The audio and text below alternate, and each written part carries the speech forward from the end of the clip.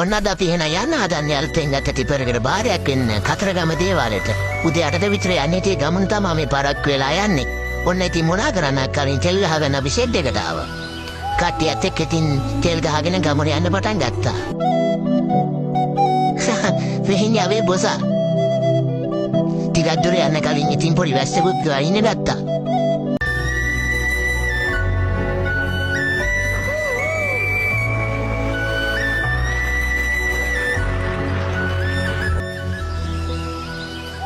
ඔන්න පොඩි කට්ටියත් එක්ක පොඩි බඩගින්නක් කෑලා අපි ඉතින් කැම ටිකක් කන්න නැවැත්තුවා.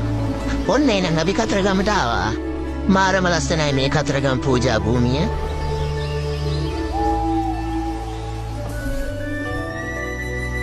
පූජාවෙන් ඔක්කොම ලෑස්ති කරගෙන අපි සාමිතුමා හම්බෙන සාමිතුමා ගාවට ගියා.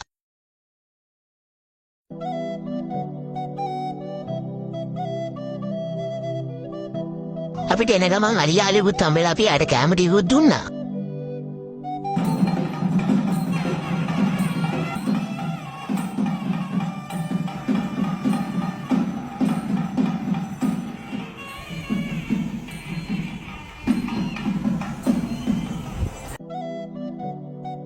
අපි එන ගමන් දිගටම සෙල්ල කතරගම දේවාලෙටත් ගියා.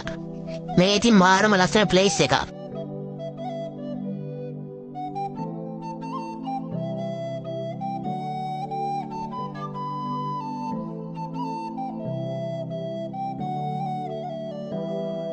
ඊට පස්සේ ඉතින් ඔන්න අපි ගෙදර එන්න අයවල් ලෑස්තිලා කට්ටියත් එක්ක ඔන්න ආවා. එනකොට හොඳටම වහිනවා ටිකක් කැන්ද ඇත්තලා. පොඩි වඩිකින් කැලේ තින් අපි කට්ටියත් එක්ක පොඩි කැමරාවක් ගන්න නැවැත්තුවා. අපේ බොස් ආයෙම කනවා. ඔන්න එහෙනම් ඉතින් අද ගම ඉවරයි. අපි ආයෙත් හම්බෙමු. බයි බයි.